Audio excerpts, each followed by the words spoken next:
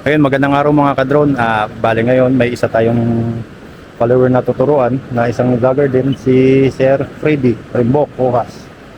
Papakita namin sa inyo kung gaano kadali magpalipad ng cinematic na drone. Ito, yun nga lang gagamitin natin Spark. Nagsisit up na siya ng ano. Oo. Ang importante dyan kasi nakalak yung GPS. Check natin kung nakalak na yung GPS signal. Ayan, yung home point. Okay na. Okay na to. Oo.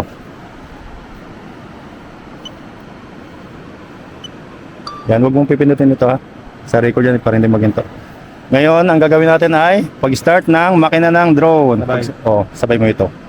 Tapos, ganun. Yan, tapos bitaw. Take off. Tapos yung take off ay ito. Sige. Hindi, taas, taas. Yan. Yan o. O, diba? O, bitawan mo. Masobrahan ka ng taas. O, diba? Praktisin mo na. Basta yan ang taas baba. Ganun lang po yan, kadali.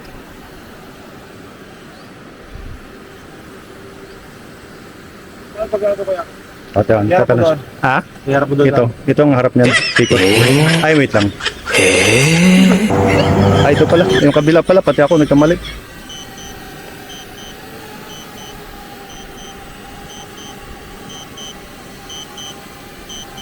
At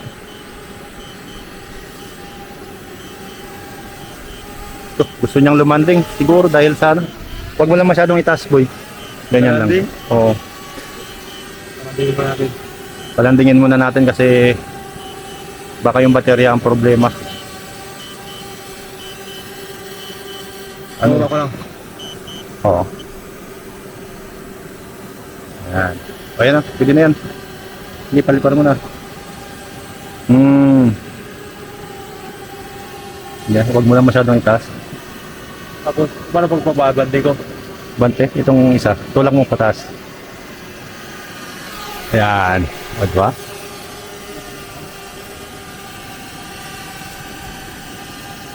Oo. Hilay mo na konti sa ano, puno. Kanan. Punta ka sa kanan. Talaga? O, ito. Yan. Yan. Abante. Oo.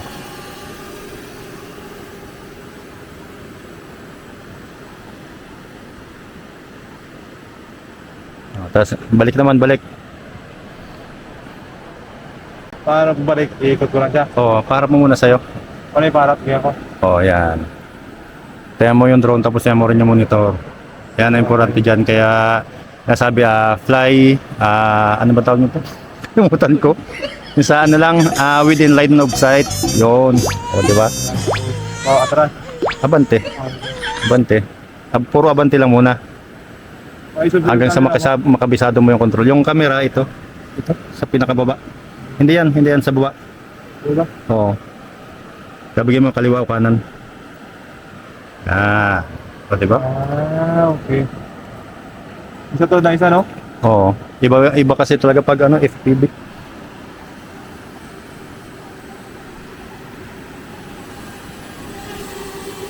Ay, gumagana pa rin. Wala ka tintor niya? Oo. O, diba? Nakabante siya, no? Hindi rin itaas. Oo. Huwag mo lang itaas muna ng gusto kasi nagpa-practice ka pa lang eh. Tsaka huwag mong masyadong ilayo. Tapos, naikot mo ganyan. At tsaka dito po kami nag-practice ngayon sa Long Beach ng Kanipaan. Kasama natin si Sir Freddy Boy Rimbok Rojas. At shoutout kay Sir Tops Photography, Sir Tops Bautista. Kay Sir Kuya Ron and the Island. At tsaka kay Sir Bert Graphics. Yun, na siya si Spark ko. Di ba? Tatag. 6 years old. Ayan. Oh, yan. Okay. Di ba? Ganyan lang po kadali magpalipad ng cinematic na drone.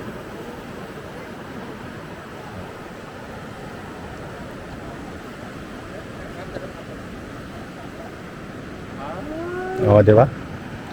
So, kung sakali man na may katanungan kayo At kung sakaling magtagpo tayo mga kaibigan, lagi ko itong bitbit, si Sparky.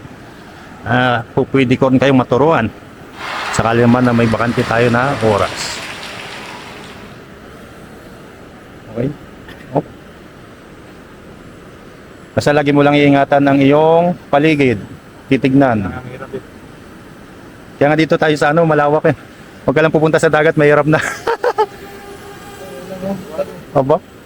Umiikot ka na, umiikot ka na. Umiikot ka na, malapit na. Gustong ipang gawing FPV yung cinematic na drone Hmm. Okay. Baba. Ay, hindi. Balik. Oh, tama. Kasi may footage naman tayo ng mga kuha niya. Try ko.